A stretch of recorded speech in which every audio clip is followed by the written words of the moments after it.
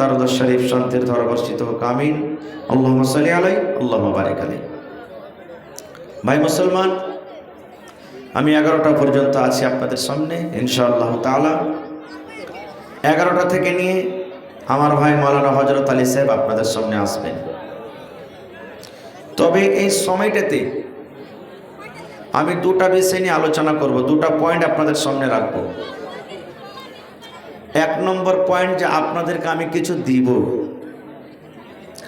আর 2 নম্বর point যে আপনাদের কাছ থেকে আমি কিছু নেব। আল্লাহ তাবারাক ওয়া তাআলা কোরআনে বলেন, সুম্মা লাতুসআলুন্না ইয়াওমা ইযিন আনিন নাঈম। কার কার আয়াতটা মুখস্থ আছে হাত তোলেন তো।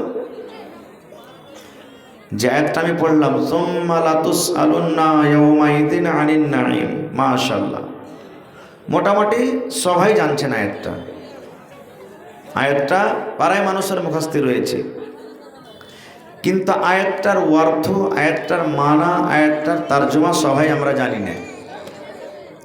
নমাজে পড়ি, এমনি টাইমে পড়ি, ছেলে মেয়ে দেখাশোনা করতে যাই তখন পড়া করি, কিন্তু তার অর্থ, তার মানা জানি না। যদি প্রত্যেক মানুষ আয়াতটার অর্থ এবং মানাকে যদি জেনে নেয়, জীবন পাল্টে যাবে, তার জীবন বদলে যাবে। মানুষ পাপ করবে না, গুনাহ করবে না, গুনাহ থেকে মানুষ বেঁচে যাবে। আর আল্লাহর কাছে এতক্ষণে দাবি আশা আছে যে আল্লাহ তাবারাক ওয়া তাআলা ওই লোকটাকে কিয়ামতের দিন জান্নাত দান করবেন, ইনশাআল্লাহ তাআলা। তা আজকে আমরা যতটি লোক এখানে বসে আছি, আমাদের আশা উদ্দেশ্য কি? আল্লাহ, আমরা গুনাহগার পাপী হইতে গেলেও তুমি কিয়ামতের দিন আমাদেরকে জান্নাত দিও। আশা আছে না নাই? সকল আমাদের এটাই আশা। নামাজ পড়ি বা না পড়ি, রোজা করি না করি, দান করি না করি, হজ করি না করি, যাকাত দিই না দিই, আল্লাহ জীবনে যাই কিছু করছে, কিন্তু আল্লাহ তুমি একদিন জান্নাত দিও। ভাই মুসলমান, তা আল্লাহ তাবারাক ওয়া তাআলা বলেন, হে দুনিয়ার মানুষ, সুম্মা লাতুসআলুন্না ইয়াওমা ইযিন আনিন নাঈম, কিয়ামতের দিন প্রত্যেক নিয়ামত সম্পর্কে আল্লাহ জিজ্ঞাসা করবেন, সওয়াল করবেন, হিসাব নেবেন। প্রত্যেক নিয়ামত সম্পর্কে, প্রত্যেক নিয়ামত আল্লাহ ছেড়ে দেবে না কোনো নিয়ামতের ব্যাপারে। কাকে সওয়াল করবেন? মানুষকে, জিনকে, গরু, ছাগল, বকরি, পোক পাখালিকে আল্লাহ জিজ্ঞাসা করবেন না। কেন? ওদের হিসাব হবে না কিয়ামতের দিন। ওদের জন্য জান্নাত জাহান্নাম নেই, ওদের হবে হিসাব। তো এটা একটু আলাদা ব্যাপার, আমাদের মতন হিসাব হবে না। হিসাব হয়ে ওদেরকে জান্নাত জাহান্নাম দিবে না। জান্নাত জাহান্নাম কার জন্য? আমার আপনার জন্য। আজকে আমার ভাইয়েরাকে দেখেন, এই যে জালসা শুনতে এসে এদিক ওদিক ঘোরাফেরা করছে। এ ভাই, ওই নওজোয়ান যুবককে বলবো, জালসা শুনতে এসেছেন, কম করে একটা হাদিসের কথা বেঁধে নিয়ে যান। আল্লাহকে যদি জীবনে কোনো নেকি না থাকে, একটা নেকি তো দেখতে পারে। আল্লাহ যদি বলেন জীবনে একটা ভালো কাজ বলতো, তা আল্লাহকে তো কথা বলতে পারবেন যে আল্লাহ দৌগির যাতে জালসা হয়েছিল, আল্লাহ বসে 1 ঘন্টা শুনেছিলাম, কমসে কম এটা তো বলতে পারবেন। কিছুই জীবনে নাই। কে জানি কোন বাহানাতে আল্লাহ কখন কাকে মাফ করে দিবে, আল্লাহ ছাড়া কেউ জানে না। তো প্রত্যেক নিয়ামত সম্পর্কে আল্লাহ তাআলা কিয়ামতের দিন জিজ্ঞাসা করবেন। এবার বলবেন, হাজি মাওলানা, আল্লাহর নিয়ামত আছে কত? আল্লাহর নিয়ামত কত আছে? কত নিয়ামত দিয়েছেন আল্লাহ তাআলা? কোরআনে অন্য জায়গাতে বলছেন কি, ওয়া ইন তাউদ্দু নি'মাতাল্লাহি লা তুহসুহা। আল্লাহ রাব্বুল আলামিন বলেন, হে দুনিয়ার মানুষ, আল্লাহ রাব্বুল আলামিন আমাদেরকে এত নিয়ামত দান করেছেন। আল্লাহ এত নিয়ামত দান করেছেন, আল্লাহ এতগুলো নিয়ামত দান করেছেন। আল্লাহ বলেন, বান্দারে, যদি তোমরা আমার নিয়ামত লিখতে শুরু করো রে বান্দা, গণনা করতে শুরু করো, আল্লাহ বলেন গুনতে গুনতে গুনতে গুনতে তুমি কালন্ত হয়ে যাবে, খাসতে যাবে, হেরে যাবে। কিন্তু লা তুহসুহা, আমি এত নিয়ামত দান করেছি, আমার নিয়ামত গিনে তোমরা শেষ করতে পারবে না। এত নিয়ামত আমি দান করেছি, আল্লাহ নিজে বলছেন তোমরা আমার নিয়ামত গুণে শেষ করতে পারবে না। যারা বৈজ্ঞানিক তারা বলছেন আল্লাহর এই দুনিয়াটাকে 3 ভাগে ভাগ করা হয়েছে। কয় ভাগে ভাই? কথা বলেন, কয় ভাগে? 3 ভাগ। 3 ভাগের মধ্যে 2 ভাগে শুধু পানি আছে, জল আছে, আর 1 ভাগ হলো দুনিয়াতে সুখা, তার মাঝে ছোট নদী খাল বিল এই 1 ভাগের মধ্যেই আছে। তো পানির মাত্রা দুনিয়াতে বেশি হলো না সুখার মাত্রা বেশি হলো? কথা বলেন জি। আজ থেকে নিয়ে যে দেখেন 50 বছর 60 বছর 80 বছর আমার বয়স্ক নানা দাদারা বাপজিরা বসে আছেন, জিজ্ঞাসা করেন এরা যখন 15 বছর আগে পড়ালেখা করেছিলেন তখন এই মতন কলম ছিল না পকেটে যে আমাদের কলম আছে। বাঁশ কেটে, কমচি কেটে, বাতি কেটে ছোট ছোট করে কলম করত। আর ওই বিয়া শাদিতে রং খেলে না, দোকান থেকে রং গুইলার করে ওগুলাকে কালি করে লেখালেখি করেছে নাকি? আল্লাহ রাব্বুল আলামিন বলেন, হেরে দুনিয়ার মানুষ তোমরা শুনে নাও, এই দুনিয়ার পৃথিবীটাকে 3 ভাগ করা হয়েছে রে বান্দা। 2 ভাগে শুধু পানি আছে, জল আছে। সমস্ত দুনিয়ার পানিকে যদি তুমি রং করো রে বান্দা, রং করে দাও, রং করে দাও, কালি করে নাও। আর দুনিয়াতে যত রকম গাছ আছে, শুধু আমের গাছ নয়, জামের গাছ নয়, কাঁঠালের গাছ নয়, নিমের গাছ নয়, যত পৃথিবীতে গাছ আছে রে বান্দা, সমস্ত গাছকে কেটে কেটে কেটে কেটে কেটে যদি তুমি কলম তৈরি করো রে বান্দা, কলম তৈরি করো। দুনিয়ার সমস্ত পানিকে যদি তুমি রং করো, আর রং করার পর যদি আমার নিয়ামত লিখতে শুরু করো রে বান্দা, আল্লাহ বলেন বান্দা রে, সমস্ত দুনিয়ার গাছ কলম করে লিখতে লিখতে লিখতে লিখতে শেষ হয়ে যাবে। তোমার দুনিয়ার কলম ক্ষয় হয়ে যাবে। গোটা পৃথিবীর পানি কলম করে রং করে করে শেষ হয়ে যাবে। আল্লাহ বলেন লা তুহসুহা, আমার নিয়ামত গুণে তোমরা শেষ করতে পারবে না। নারে তাকবীর! এত আল্লাহ নিয়ামত দান করেছেন, আল্লাহ বলছেন আমার নিয়ামত লিখে শেষ করতে পারবে না। এবার বলবেন হাজি মৌলানা এত নিয়ামত জি, আপনার শরীরে দেখেন এটা হলো কি? কথা বলেন, এটা কি? এটা কি যে দেখাচ্ছি আমি লোক অঙ্গল, এটা নাকি? এখানটা হলো কি? এটা হলো কি? এটা হলো কি? এটা হলো কি? এটা হলো কি? গোটাই বডি। আল্লাহ রাসূল বললেন প্রত্যেক মানুষের শরীরে মাথার চাঁদি থেকে নিয়ে পারতলা পর্যন্ত 360টা জোড় আছে। কয়টা? 360টা জোড় আছে। আল্লাহ রাসূল বলেছেন উম্মত প্রত্যেক দিন তোমাকে 360টা জোড়ের বদলাতে তোমাকে সাদকা করতে হবে রে উম্মত, সাদকা করতে হবে। এবার আপনি বলেন মাওলানা আমি একটা গরিব মানুষ, আমি মাঠে কাম কাজ করি, 3 দিন সারাদিন মিস্ত্রির কাজ করি, মজদুরি করে 500 টাকা ইনকাম করি, আর একটা জোড়ের বদলাতে যদি আমি 1 টাকার টাকা যদি আমি দান করি তাহলে 500 টাকার মধ্যে আমার 360 টাকা চলে যাবে। 360টা জোড়ের বদলাতে 140 টাকাতে আমার সংসার চলবে না, বাড়ি চলবে না, ঘর চলবে না। আল্লাহ রাসূল বলেছেন উম্মত দান করাটা শুধু তোমার সাদকা নয় রে, দান করাটা তোমার নেকি নয়। নবী বলেছেন আলহামদুলিল্লাহ তুমি পড়লে এটা হলো একটা নেকি, এটা হলো একটা সাদকা। সুবহানাল্লাহ তুমি পড়লে এটা হলো একটা সাদকা। এক মুসলমানকে তুমি সালাম দিয়ে দিলে এটা সাদকা। একটা মুসলমান রাস্তা দিয়ে হাঁটছে, বোঝা পড়ে গেছে, সাইকেল পড়ে গেছে, তাকে উঠিয়ে দিলে এটা হলো একটা সাদকা। একটা মুসলমানের সাথে হাসি মুখে কথা বললে একটা সাদকা। বাড়িতে আপনার গরু আছে, জানোয়ার আছে, ছাগল আছে, বকরি আছে, 1 পয়সা সানি গালা তুলে দিয়ে দিলেন নেকি মনে করে একটা সাদকা। নবী বলেছেন যখন জালসা শুনে বাড়ি যাবি, বাজার থেকে যখন তোমার বাড়ি যাবি, তোমার বাচ্চার জন্য 1 টাকা 5 টাকার তুমি পাপড় নিয়ে চলে যাবে, আদর করে নেকি মনে করে যদি আপনি বাচ্চাকে দেন এটা হলো একটা সাদকা। দয়ার রাসূল বলেছেন আপনি বাড়িতে চলে গেলেন, নেকি যদি লওয়ার মন আছে, পকেটে টাকা নাই, ভালোবাসার বিবিকে আপনি 5 টাকার বিস্কুট কিনে দিতে পারবেন না, গরিব মানুষ। আল্লাহ রাসূল বলেছেন উম্মত রে তুমি গিলাসটা হাতে নাও আর তুমি কলের কাছে চলে যাও, তুমি কলে পানি বোঝ করো, আর বোঝ করার পর ভালো মনে যদি বিবিকে বলো, বিবি রে, এই আব্দুল্লাহর মা, এ খালেদার মা, জায়েদার মা, শুন, এই পানিটা তোর জন্য আমি এনেছি, পানিটা পান কর। আল্লাহ রাসূল বলেছেন বিবিকে পানি পান করাটা হলো সাদকা। এই করতে করতে নবী বলেছেন তোমার বিবির সাথে তুমি যদি মিলন করো, তোমার বিবির সাথে যখন তুমি সহবাস করো, এটাও হলো একটা সাদকা। একজন সাহাবী বলছেন, হুজুর কেমন কথা বলছেন, বিবির সাথে মিলন করাটা কি সাদকা হয় নাকি হয়? এটা ফের কেমন কথা?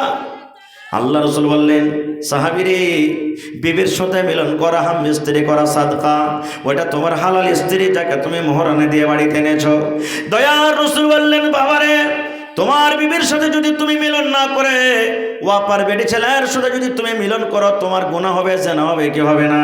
বলেন তো হবে কি হবে না? সাহাবায়ে কেরাম বলছেন, ইয়া রাসূলুল্লাহ, হবে। আমি যদি নিজের বিবিকে বাদ দিয়ে অন্যর বিবির কাছে চলে যাই, আমার গুনাহ হবে, পাপ হবে।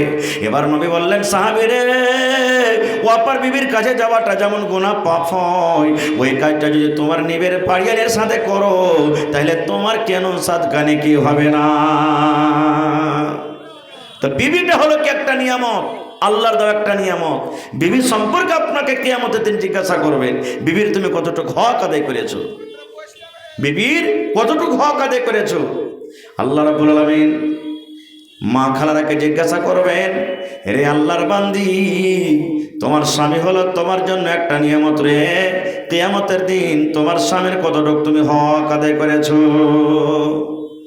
কত ভাই এমন আছেন যে স্ত্রী নিয়ে জীবনে কোনোদিন সুখ শান্তি পাই না, সবসময় ক্যাচ ক্যাচ ঘ্যাচ ঘ্যাচ, লড়াই ঝগড়া ফাসাদ হতেই থাকছে। পুরুষটা মনে করছে আল্লাহ টেনে বাড়িয়েছে, আমার বিদেশে থাকাটাই ভালো। আপনি 5 লাখ টাকা মাস ইনকাম করেন, স্ত্রী যদি নেককার না হয়, জীবনটা আপনার সুখে কাটবে? জোরে বলেন, কাটবে? নূহ নবী একজন নবী, 1000 বছর পর্যন্ত দুনিয়াতে বেঁচেছেন, নিজের বিবিকে নিয়ে জীবনে কোনোদিন সুখ পাইনি, কোনোদিন সুখ পাইনি। ওয়াজ করে আসতেন, মজলিসে যেতেন, নূহ নবী ওয়াজ করতেন, ওয়াজ করে যেমন বাড়ি গেলেন, অন্য পাক দিয়ে এসে তখন বলতেন, এ গ্রামের ভাই, আরে ওই পাগলটা তোমরা কথা শুনছো, ওয়াজ শুনছো, ওর বার্তা আমি হয়েই চলছি, যেটা মায়ের লোকের ভাষা। কহেন নিজের স্ত্রী যদি নিজের পুরুষের ব্যাপারে এরকম কথা বলে, ওর কথা কেউ মানবে যে ভাই? কেউ মানবে না। ভাই মুসলমান, আল্লাহ নবীর জামানাতে একটা বাপ নিজের বেটির বিয়া দিবে, বেটি বলছে, আব্বাজি আমি বিয়া করব না, আমি বিয়াতে রাজি নাই। বেটি ঝেড়ে দিচ্ছে, আমি বিয়া করব না, আমি এখন বিয়া করব না। বাপ নবীর দরবারে চলে গেলেন, নবী গো, আমি বেটির বিয়া দিবা মনে করেছি, কিন্তু আমার বেটি রাজি নাই, আপনি একটু বুঝান তাকে। আল্লাহ রাসূল বললেন, তোমার বেটিটাকে আমার কাছে নিয়ে এসো।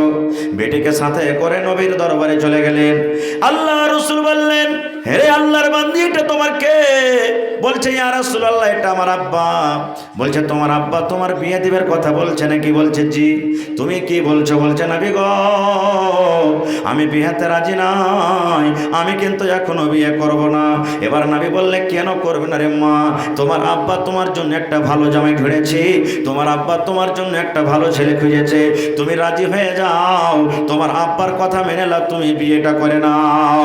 এই আমার মায়েরা, খালারা, শুনেন, এইবারে সেই বেটি ছেলে বলছে, নবী গো, ধরেন আমি বিয়ে করে নিলাম, আমার বিয়ে হয়ে গেল, বিয়ে হওয়ার আগে আমি একটা জিনিস জানতে চাই গো নবীজি। বলছেন, কি? বলছেন, আল্লাহ নবী গো, আমার যখন বিয়ে হয়ে যাবে, যে আমার স্বামী হবে, আমি যার বিবি হব, আমি যখন শ্বশুরের বাড়িতে চলে যাব, আমার যে স্বামী হবে, ওই আমার স্বামীর আমার পরে হক কি রয়েছে নবী গো? আমার কতটুকু কথা আমার স্বামীর মেনে চলতে হবে, আমার স্বামীর কতটুকু কথা আমাকে শুনতে হবে, আমার স্বামীর কথা মতো কতটুকু আমাকে চলতে হবে, একটু দয়া করে বলেন, কারণ এই ব্যাপারে আমার কোনো জ্ঞান নাই। আল্লাহ রাসূল বললেন, মহিলা রে, তোমার উপরে তোমার স্বামীর অতটুকু হক রয়েছে, তোমার উপরে তোমার স্বামীর অতটুকু হক রয়েছে রে মহিলা। যদি তোমার স্বামীর শরীরে ঘা হয়ে যায়, তোমার স্বামীর শরীরে ফোট হয়ে যায়, আর ওই ঘা পেকে গেছে, ফোট পেকে গেছে, ওই ফোটটা পেকে গেছে, চুইছে বইছে, রক্ত বইছে, পুজ চুইছে। আল্লাহ রাসূল বলেছেন, হে আল্লাহর বান্দি, তো ওই সময়তে তোমার স্বামী যদি বলে, বিবি রে তুমি আমার ঘাটাকে সাফ করে দাও, তুমি আমার এই পাকা ঘাটাকে সাফ করে দাও, মুছে দাও। কি দিয়ে মুছবে? কাপড় দিয়ে মুছবে না, পানি দিয়ে সাফ করবে না, তুলা দিয়ে সাফ করবে না। আল্লাহ রাব্বুল আমিন তোমাকে জিহ্বা দিয়েছে বিবি রে, এই জিহ্বা দিয়ে চেটে চেটে চেটে তুমি সাফ করে দাও। আমার নবী বলেছেন, মহিলা তুমি ইনকার করতে পারবে না, পারবে না, এরকম কাজ আমি করতে পারবো না, পারবো না। তোমার স্বামী যদি তোমাকে বলে জিহ্বা দিয়ে চেটে চেটে সাফ করতে হবে, তাহলে তোমাকে জিহ্বা দিয়ে চেটে চেটে তোমাকে সাফ করতে হবে। এতটুকু হক রয়েছে তোমার উপরে তোমার স্বামীর। কিন্তু হকটা কখন আদায় করবে? পড়ালেখা হবে বেটি ছেলে, তাহলে তো জি ভাই, আর ও জানে না কেমনকার হক আদায় করবে। হ্যাঁ, না হইলে কেমন হবে জানেন? এর আগে হয়তো আমার ইউটিউবের মাধ্যমে শুনেছেন ঘটনাটা। একটা হুঁচলি বেটি ছেলে জালসা শুনতে গেছে, জীবনে জালসা শুনতে যায়নি ও। জালসা শুনতে যায় তখন মৌলানার মুখে ওয়াজ শুনেছে যে স্বামীর খিদমত করতে হয়। বাড়িতে গেছে, বাড়িতে যে আবার পুরুষটাকে হাল ভাইতে পাঠিয়ে দিয়েছে, তেল খুঁড়িতে গরম করছে ওসুন তেলা করে। আর ওই যে ধান কুটতো আগে মায়েরা খালারা এখনো কুটে, ওটাকে কি বলি আমরা? আর ওই লোহাখানটাকে কি বলি? হ্যাঁ, ও মাথাখান চেড়ে দিয়েছে আর দিয়ে খুব তেল মাখায় চোখে। ওইটা কি মনে করেছে ও যে ওর খেদমত করতে হয়। এবারে তেল মাখাইছে, ভোর হয়েছে, ওর বহিন বেটা মাদ্রাসার পড়ালেখা ছেলে খালার বাড়ি বেড়াতে গেছে। আমাদের মতন তো নয়, তো হুড়মুড়িয়ে বাড়তে চলে যাবো, পারমিশন নিচ্ছে। খালা বাড়তে আছিস গে? হ্যাঁ বাপ আছি, স্বামীর খেদমত করছি। ছেলেটার মন কি আর খালুর খাস্তানা হয়ে গেছে বুঝিন, ওর খেদমত করছে। তো এখন এই টাইমে বাড়িতে যাওয়া ঠিক লাগে, একটু ঘুরে ফিরে আসি। এই চলে গেল আপনার এই চকটার নাম কি? টাপ্পু চক। চকে গেল চাটা খেয়ে, তখন এই 7 ঘন্টা পরে বলছে, খালা কি করছিস? চলে বাপ, স্বামীর খেদমত করছি। এই ছেলেটা মনে করছে, হবে 8 ঘন্টা থেকে আমার খালুর খেদমত করছে। কয় বিঘা হাল চাষ করেছে, যতক্ষণ থেকে খেদমত হয়নি। বাড়িতে যা দেখছে, ওরে আল্লাহ, হদমা খালুর মাথা চেড়ে দিয়েছে আর ওকে তেল মা খেয়ে নিচ্ছে। কইছে, হ্যাঁ গে খালা কি করছিস? কইছে, কইস না বাপ, হোসেন আল্লাহ ওয়াজ করেছে যে স্বামীর খেদমত করতে গেলে জান্নাত পাওয়া যাবে, তাই খেদমতটা করছে আল্লাহ যদি জান্নাত দেয়। কইছে, হাই রে হুদুমের বেটে, হুদুমিরে তোর কোনো হুঁশ নাই। কইছে, কেনে রে বাপ? কইছে, মৌলানা ওয়াজ করেছেন স্বামী ওই খালু হাল বাইতে গেছে, ও যখন হাল বেয়ে আসবে 11টা 12টার সময়তে ওকে খাইতে দিবি, ওকে পানি দিবি, ওর গা হাত চেপে দিবি, ওকে তেল মাখিয়ে দিবি, ওর সেবা যত্ন করবি, ওকে খুশ রাখবি, তো জান্নাত পাবি। আর এটা হলো ঠিকই স্বামী, ইয়ার সেবা করে খালি ধান কোটা হবে। তখন কইছে, লেড়ার বেটা লেড়, স্বামী স্বামী করেছে ভাত আর কইতে কি হয়েছিল? হ্যাঁ, তা আমি স্বামী বলছি, যদি পড়ালেখা জ্ঞানী হুঁশিয়ার যদি মেয়ে ছেলে না বাড়িতে আনে, তো এরকমই এমন করে তেল গরম করে মাথাতে দিবে না যে গোটা চুল আছে সবটি জ্বলে যাবে আপনার। সুবহানাল্লাহ। তো ভাইরা আমার, নেককার বিবিকে বাড়িতে আনা দরকার আছে। এই বর্তমান যুগে আমরা বলছি বেটি ছেলেকে পড়িয়ে লেখে কি করবো, যেমন বিষয়, হ্যাঁ ই তো পরের বাড়ির যায়, যতদিন আছে বাড়িতে আছে, বিয়ে দিয়ে দিব, শ্বশুর বাড়ি চলে যাবে। আর শ্বশুর বাড়িতে যা গোবর তুলবে, ছাই তুলবে, রুটি বানাবে, তাই তরকারি করবে। ইয়ারা কেবল পড়িয়ে কি করবো? রে মুসলমান ভাই রে, আল্লাহ নবীর জামানাতে মেয়ে ছেলেরা কত পড়ালেখা হয়তো করে। বন্ধু একটা হাদিসের কথা বলবো মাত্র। আল্লাহর নবীর জামানাতে একজন সাহাবী ছিলেন, যে সাহাবের নাম হলো সাফওয়ান বিন মুআত্তাল রাদিয়াল্লাহু তাআলা আনহু। একজন সাহাবী, ভালো করে শুনবেন, সাহাবীর নাম সাফওয়ান বিন মুআত্তাল রাদিয়াল্লাহু তাআলা আনহু। ওই সাহাবীর বিবি আল্লাহর নবীর দরবারে কেস করতে চলে গেলেন। আল্লাহর নবীর দরবারে কেস করতে গেলেন সেই সাহাবীর বিবি। কিসের কেস? পুরুষের ওপরে কেস করতে গেলেন, স্বামীর ওপরে। এখনকার যদি কোনো মা খালা কোনো পুরুষের ওপরে কেস করতে যায়, ওকে ভাত দিবেন ভাই? ইমানদারির সাথে বলেন, ভাত দিবেন বাড়তে? বাড়িতে এসে চল রে হলে বেটে হলে তো মায়ের কাঠ খরচ হারিয়ে দেবো। হ্যাঁ, এরকমই আমরা কথা বলবো। এবার কেস করতে যে যাইছে নবীর দরবারে, ওর পুরুষটা কিন্তু বসে আছে নবীর পাঞ্জরে। নবীর পাঞ্জরে আগে থেকে বসে আছেন।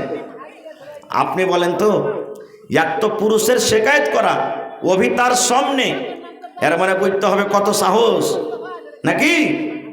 এবারে সালাম দিলেন, আসসালামু আলাইকুম রহমতুল্লাহ। নবীজি বললেন, কি ব্যাপার, কে তুমি?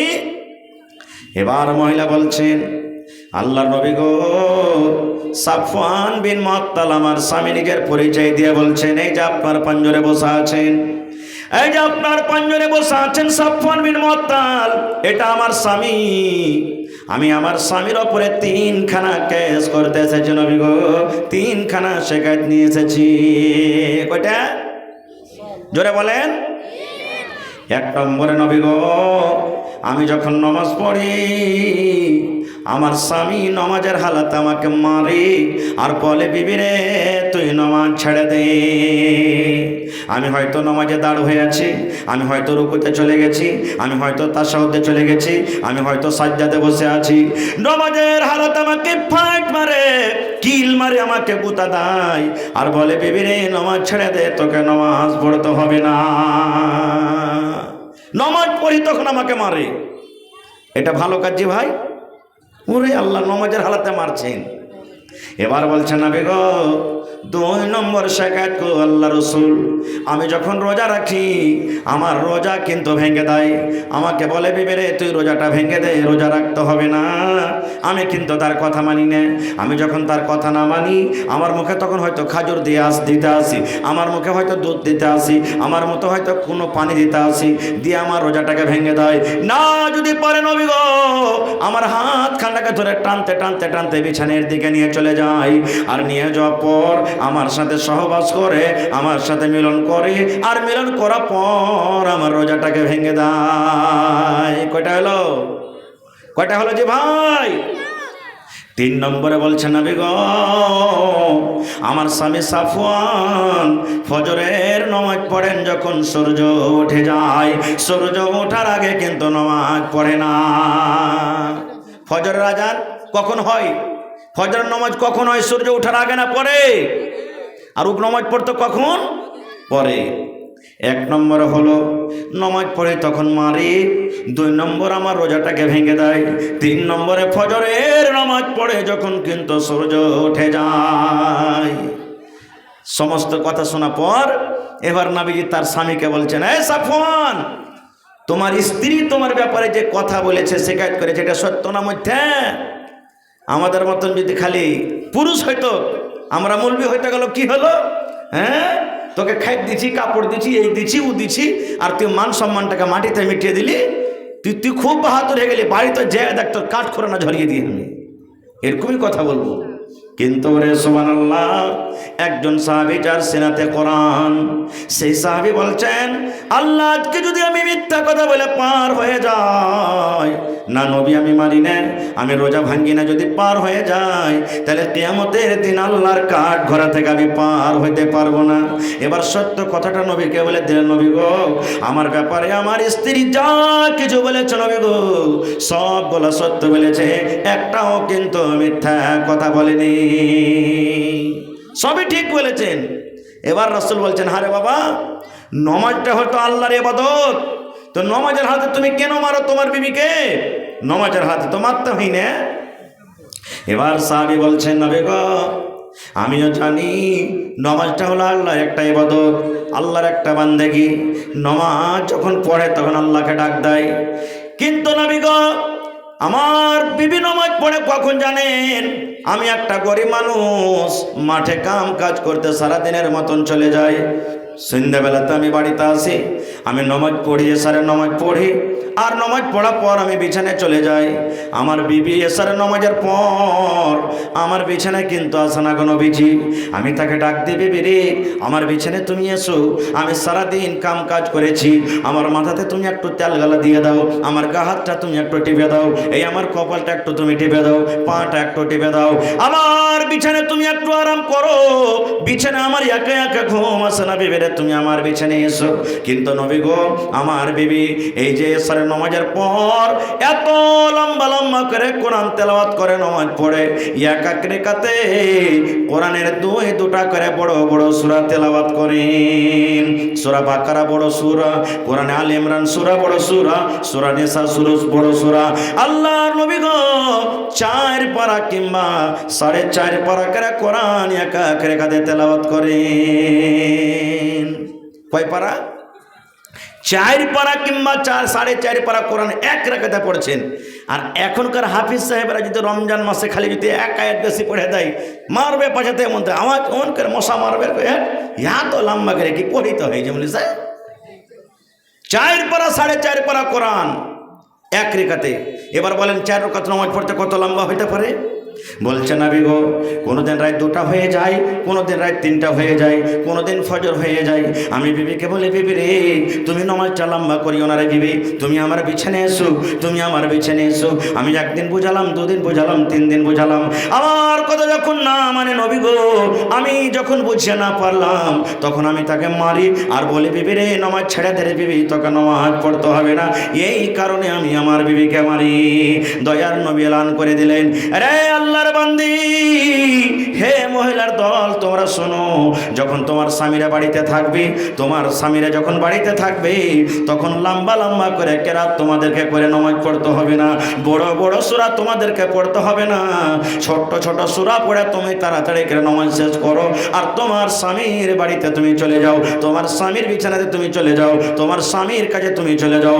কারণ নবী বলেছেন, মহিলা তোমার উপরে তোমার স্বামীর অতটুক হক। তোমার স্বামী স্কুল চলে গেছে, মাদ্রাসা চলে গেছে, তোমার স্বামী বাজারে চলে গেছে, কামে চলে গেছে, আর তোমার স্বামী বাড়িতে চলে এসেছে।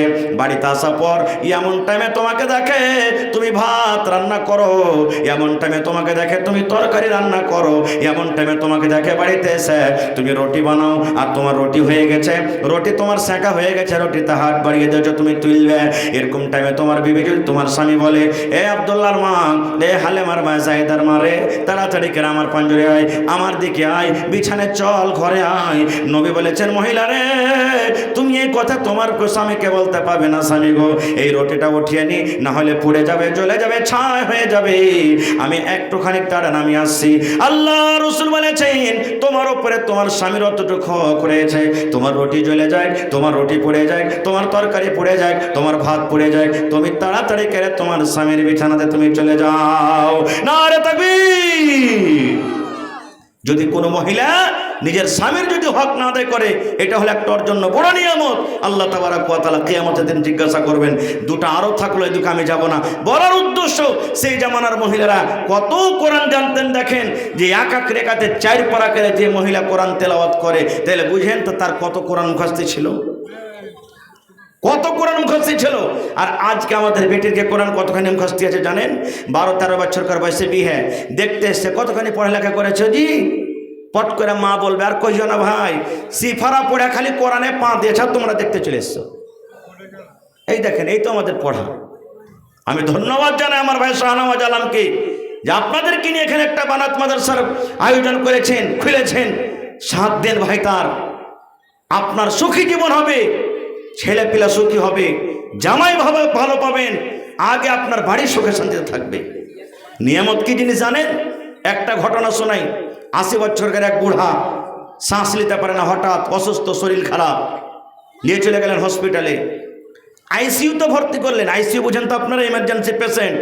ভর্তি করলেন, সন্ধ্যা 6টাতে ভরলেন, সকাল 6টাতে বাইর করে দিলেন। 12 ঘন্টাতে 15,000 বিল। 12 ঘন্টাতে কত বিল হলো? ডাক্তার সাহেব বলছেন, বাবাজি আপনার বিল 15,000 টাকা হয়ে গেল। ভাউচার যেমনই দেখেছে, ওই বুড়ার চোখ দিয়ে ঝরঝর ঝরঝর ঝরঝর করে পানি ঝরতে শুরু হয়েছে। এমন চোখ দিয়ে পানি ঝরছে, পানি ঝরে ঝরে সমস্ত দাঁড়িয়ে কিন্তু তার ভিজে গেছে। ডাক্তার বলছেন, বাবারে মনে হয় আপনার টাকা নাই, গরিব মানুষ, 15,000 ভারী হয়ে গেছে, দিতে পারবে না।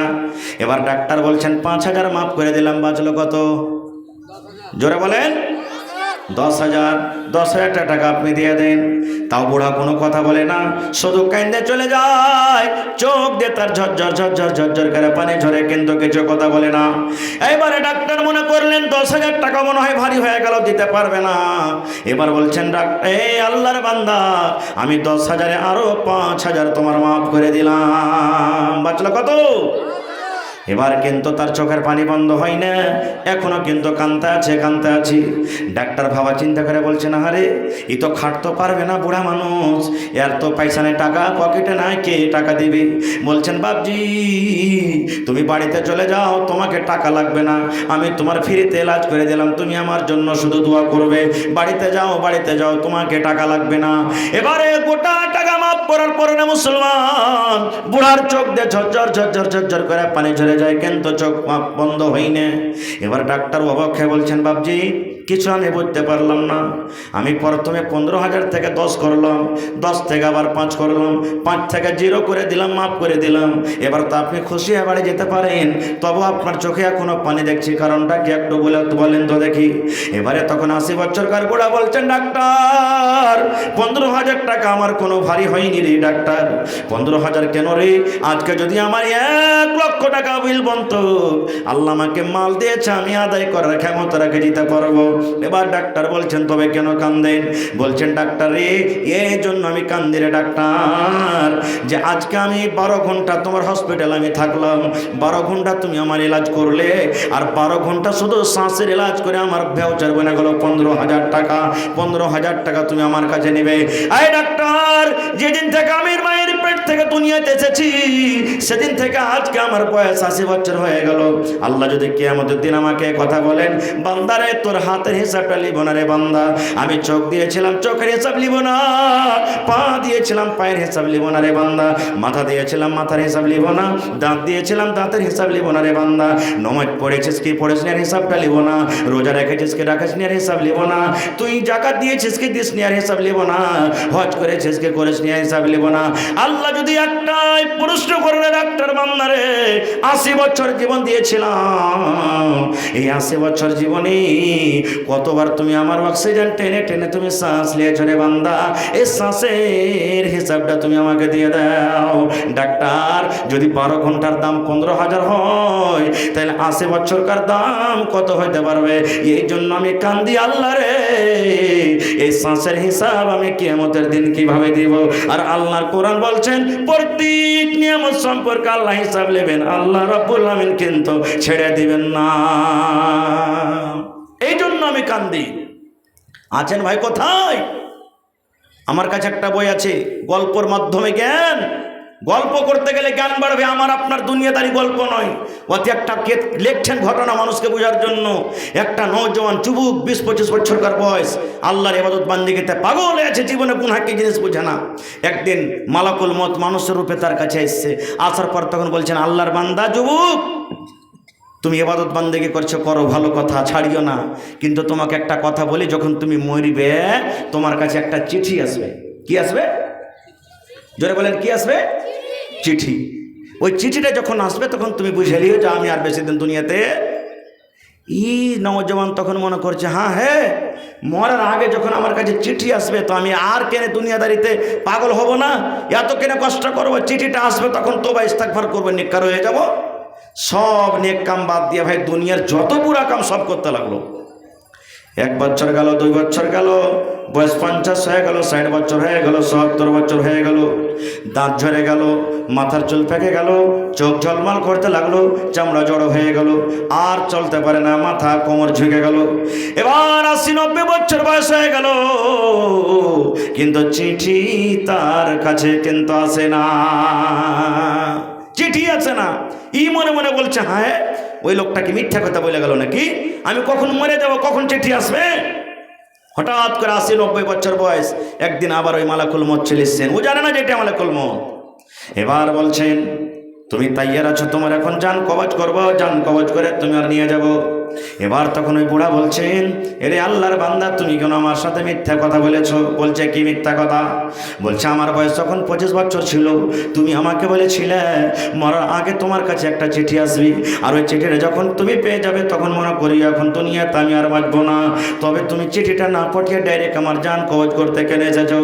এবারে মালাকুল মত বলছেন, আল্লাহর বান্দা, আমি মিথ্যা নয়, তুমি মিথ্যা। বলছে, কেমন করে আমি মিথ্যা?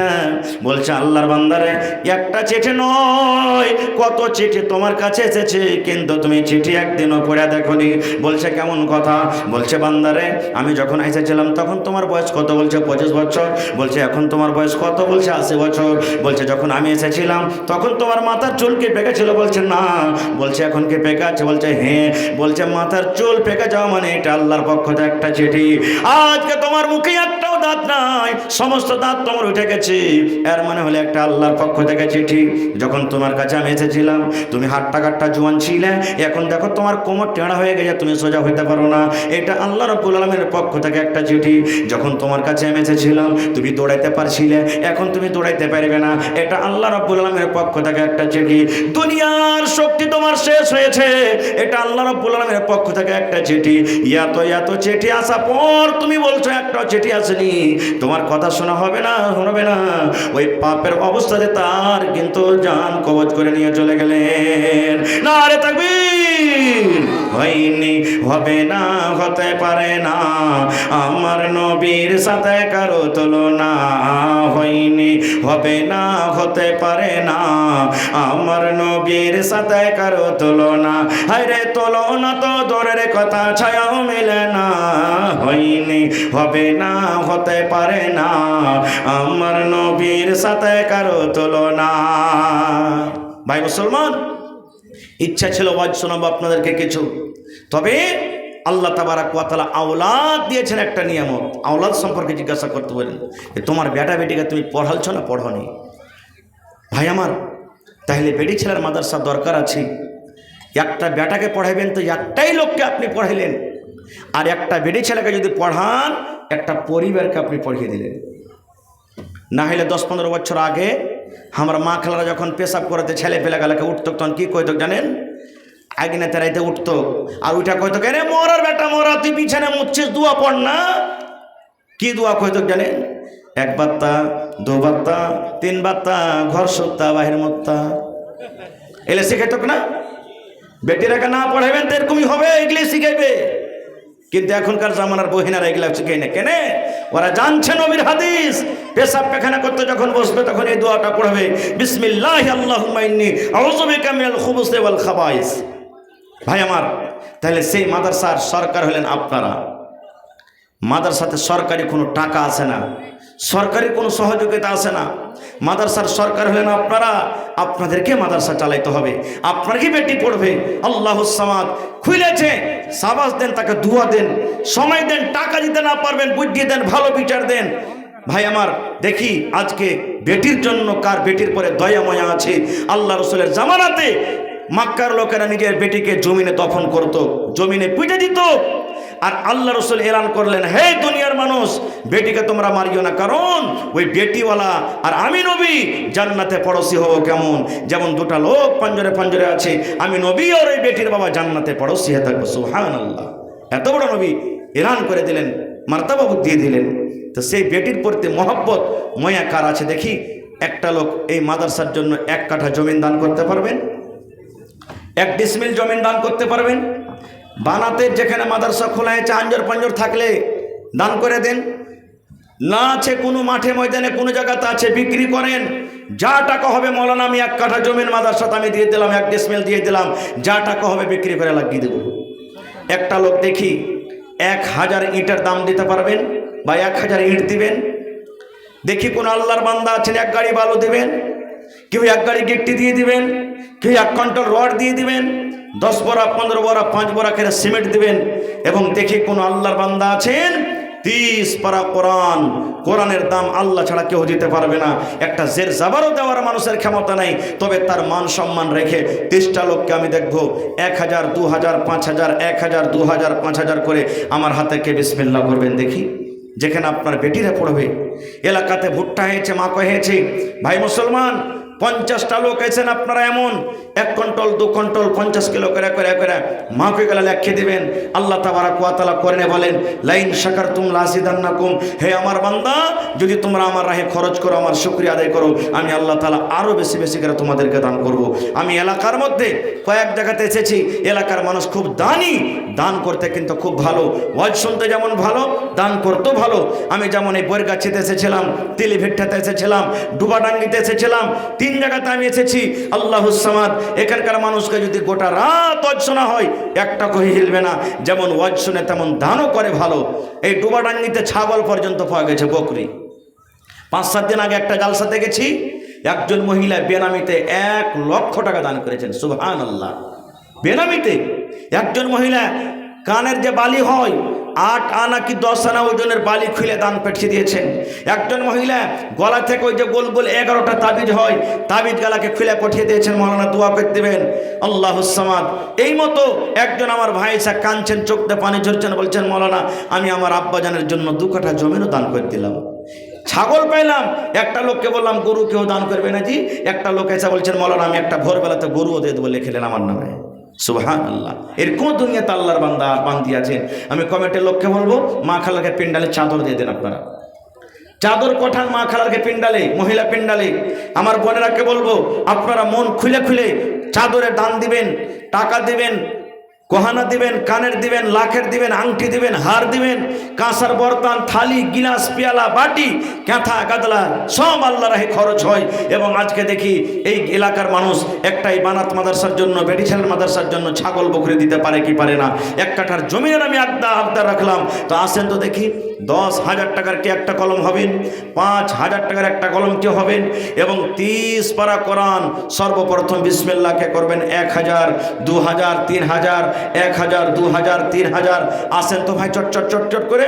আমার হাতে মাত্র 8 ঘন্টা টাইম আছে।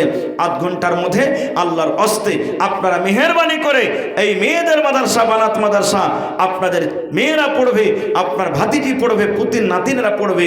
এই মাদ্রাসার জন্য দেখে 30টা কে এমন আল্লাহর বান্দা আছেন 1,000, 2,000 টাকা করে দান করতে পারবেন।